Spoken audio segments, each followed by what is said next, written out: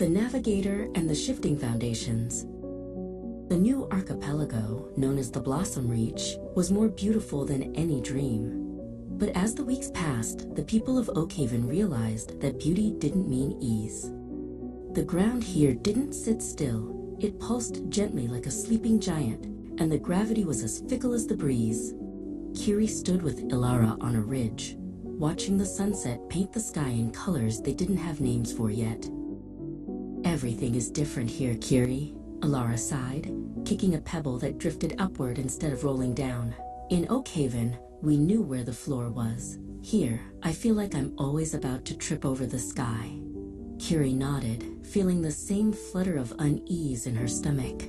She reached into her pocket and pulled out a handful of echo seeds they had gathered, seeds that glowed brighter when the air was calm. Nearby, Bram was working with the builders to set up the first permanent shelters.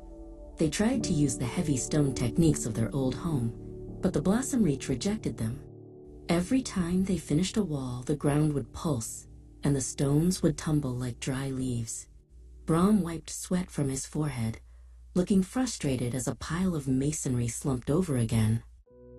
Zephyr was the most frustrated of all. He stood in the center of the clearing, surrounded by bent timber and broken tools.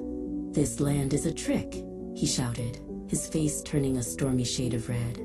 "We cannot build on a foundation that breathes. We should have stayed in the fog." His anger was contagious, and soon the other workers began to drop their tools, their faces clouded with despair. Kiri walked over to Zephyr. She didn't shout back. Instead, she took a long, slow breath, letting her shoulders drop. "Zephyr, your heart is beating like a trapped bird's wings," she said softly. "When we are this frustrated, we look for a wall to break. But the problem isn't the ground. It's that we are trying to build the past in a place that only knows the future." "Look at the trees, Zephyr," Kiri continued, pointing to the nearby lithe oaks. They didn't have deep, rigid roots. Instead, they had long, flexible tendrils that wrapped loosely around floating boulders. "They don't fight the pulse, they dance with it." She invited him to take 3 deep breaths with her, matching the slow, steady rhythm of the islands themselves. Bram joined them, carrying a bundle of the flexible vines. "Kiri's right," he said. "The old ways were for a world held by chains. This world is held by balance. If we want to stay here, we have to learn to be pivot people." He showed Kiri a sketch he had made, a house built on a central swivel that could tilt and sway without breaking. Just then, the first gravity shift occurred. The ground hummed, and suddenly, everything that wasn't tied down began to lift a few inches off the grass. Panic flared in the camp. Elara grabbed a nearby post, her eyes wide. "It's happening again. We're going to float away," she cried, her voice rising in pitch.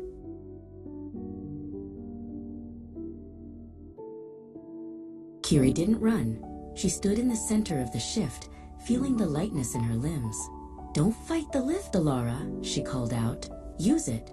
This is how we move the heavy beams." Kiri showed Elara how to guide a massive timber that usually required 10 people to lift. With the gravity low, Kiri moved it with just one hand, guiding it toward the new foundation. Inspired by Kiri's calm, the community stopped fighting the shifting tides and started using them. When the gravity was low, they did the heavy lifting. When the pulse was steady, they did the delicate carving.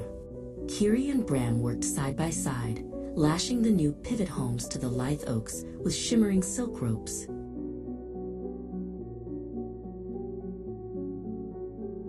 By the time the moons rose, the first pivot home was complete. A shift came, tilting the ground at a sharp angle, but the house simply swayed on its base, keeping its floor perfectly level.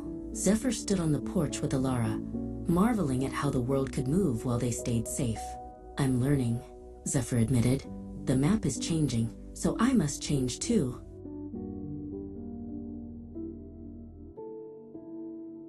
Kiri sat with Bram on the edge of the island, their feet dangling into the starlit void.